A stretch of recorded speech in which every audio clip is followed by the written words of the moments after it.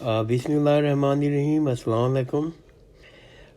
کچھ دنوں سے میں نے اپنی ایک وائس نوٹ کی سیریز شروع کی ہے، خلفائے راشدین اور بنو امیہ ان لائٹ آف 200 صحیح حدیث۔ تو اس سلسلے کا یہ چوتھا وائس نوٹ ہے۔ میں دو وائس نوٹ بنا چکا ہوں، خلافت راشدہ کی صحیح مدت حکومت کے سلسلے میں، اور خلافت راشدہ کے اہل حقیقی خلفائے راشدین کون تھے، اس ٹاپک کے اوپر میں دو وائس نوٹ بنا چکا ہوں۔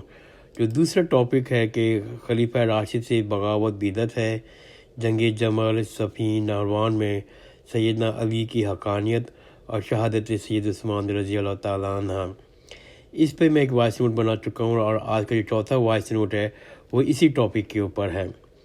اس ٹاپک کے اوپر بہت سے اماموں کا اور عالم دین کا اختلاف ہے، اس لیے میں ان اختلافات سے دور رہ کر سوائے میں نے صرف وہ صحیح حدیث جو صحیح مسلم اور صحیح بخاری میں رپورٹ ہوئی ہیں، کیونکہ ان دونوں کتابوں کے بارے میں کہتے ہیں صحیح بک ہے، اس کے بارے میں کسی بھی قسم کی حدیث کے بارے میں کہ یہ وہ موضوع ہے یا پھر کوئی کمزور ہے یا ضعیف ہے، اس کے بارے میں کہ سب لوگ ایگری کرتے ہیں کہ اس قسم کا کوئی بھی چیز نہیں ہے، ان میں صرف صحیح بک ہے اور اس میں صرف صحیح حدیثیں ہی رپورٹ ہوئی ہیں۔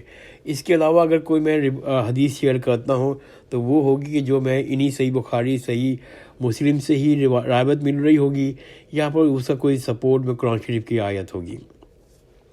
تو میں چوتھی اپنے وائس نوٹ کا آغاز کرتا ہوں، اور پہلی جو حدیث رکھتا ہوں وہ ہے صحیح بخاری کی 1391، اور وہی رپورٹ ہوئی ہے مصنف ابن ابی شیبہ میں 38927، اور یہ حدیث جو ہے سیدنا عروہ بن زبیر تابعی رحمۃ اللہ علیہ کا بیان ہے کہ سیدنا عائشہ رضی اللہ عنہ نے اپنے بھانجے سیدنا عبداللہ بن زبیر رضی اللہ عنہ کو وصیت فرمائی، مجھے ان ہستیوں رسول اللہ صلی اللہ علیہ وسلم، سیدنا ابو بکر اور سیدنا عمر کے ساتھ دفن نہ کرنا، بلکہ میری سوکنوں ازواج مطہرات کے ساتھ بقیع غرقت میں دفنانا۔ میں تین عظیم ہستیوں کے ساتھ اپنی شان نہیں بڑھانا چاہتی۔ اور یہ حدیث اسی سے ریلیٹڈ آگے حدیث مسند ابن شیبہ میں یہ ہے کہ سیدنا قیس تابعی رحمۃ اللہ علیہ کا بیان ہے، جب امیر المومنین سید عائشہ رضی اللہ عنہ کا آخری وقت قریب آ گیا تھا تو رضی اللہ عنہ نے فرمایا، مجھے رسول اللہ کی ازواج مطہرات کے ساتھ دفن کرنا، کیونکہ مجھ سے رسول اللہ صلی اللہ علیہ وسلم کی وفات کے بعد ایک نیا کام سرزد ہو گیا۔ یہ ایک میں نے حدیث شیئر کی۔ آگے میں ایک اور حدیث شیئر کرتا ہوں، یہ مستدرک علی الحاکم کی حدیث ہے۔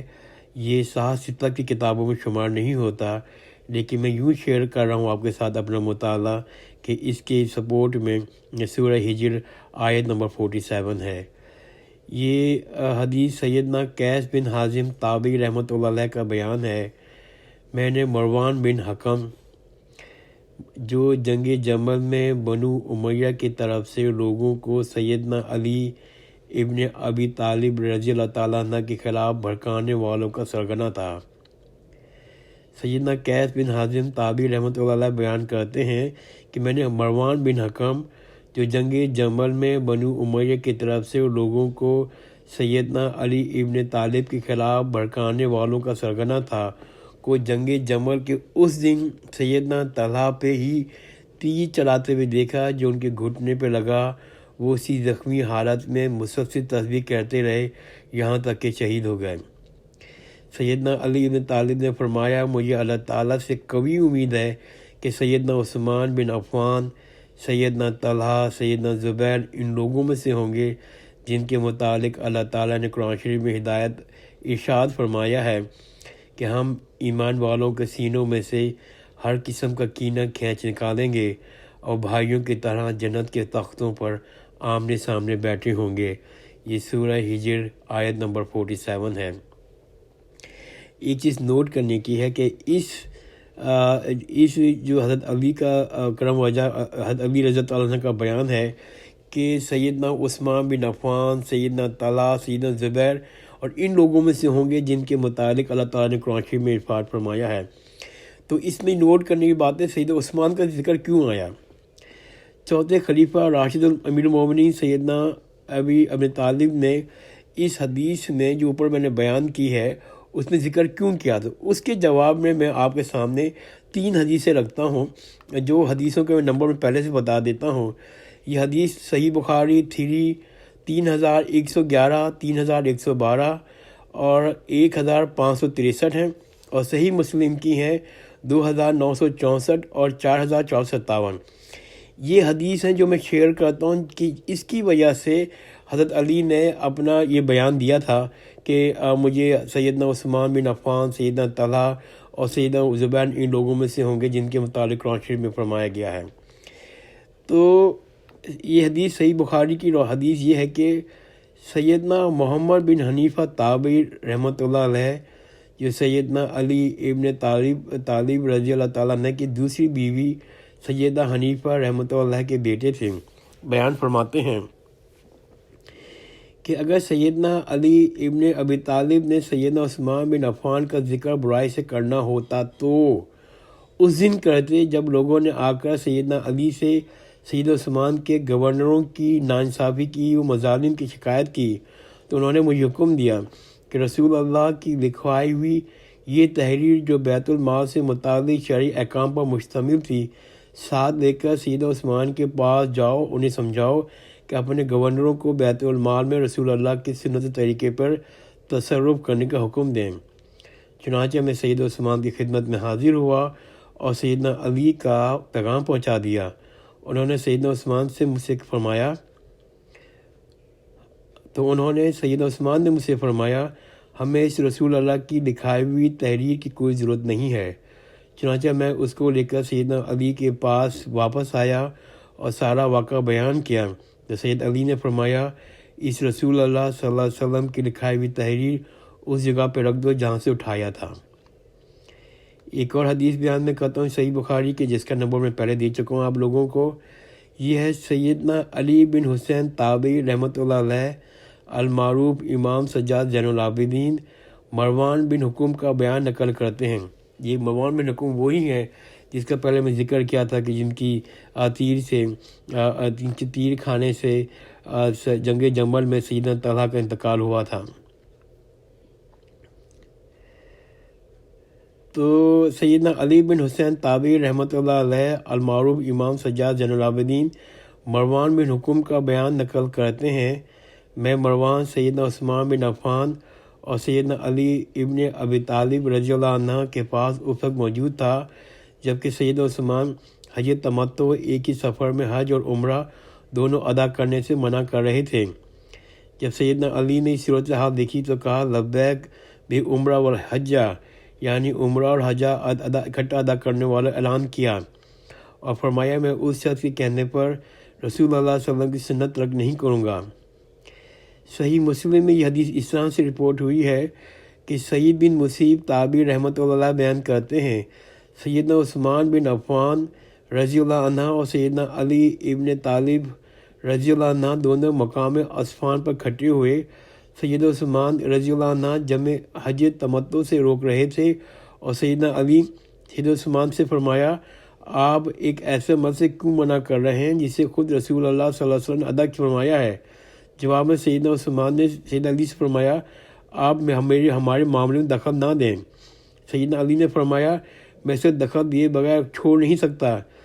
پھر جب سیدنا علی نے یہ صورتحال دیکھی تو خلیفہ ثالث امیر المومنین سیدنا عثمان بن عفان اس فیصلے پر ہی قائم رہے اور دونوں حج و عمرہ کو اکٹھا ادا کرنے کا اعلان کیا۔ ایک اور میں حدیث شیئر کرتا ہوں صحیح مسلم کی کہ ابو سان تابعی رحمۃ اللہ علیہ بیان کرتے ہیں میں سیدنا عثمان کے پاس موجود تھا کہ ولید بن عقبہ کو لایا گیا۔ یہ ولید بن عقبہ یہ گورنر تھے، اور ان کا تھوڑا سا تعارف بیان کر دوں۔ ولید بن عقبہ سیدنا عثمان کے سوتیلا بھائی اور ان کی طرف سے کوفے کا گورنر تھا۔ اس کی غیر اخلاقی حرکتوں اور سیدنا عثمان رضی اللہ تعالیٰ عنہ کی جانب سے تالیف قلب کے لیے لگائے گئے بنو امیہ ہی کے چند رشتہ دار گورنروں کے افعال کی وجہ سے، یعنی کہ بعض صحابہ کرام رضی اللہ عنہم خلیفہ امیر المومنین سیدنا عثمان سے ناراض تھے۔ بالآخر یہ معاملات سیدنا عثمان کی مظلومانہ شہادت کا سبب بھی بنی۔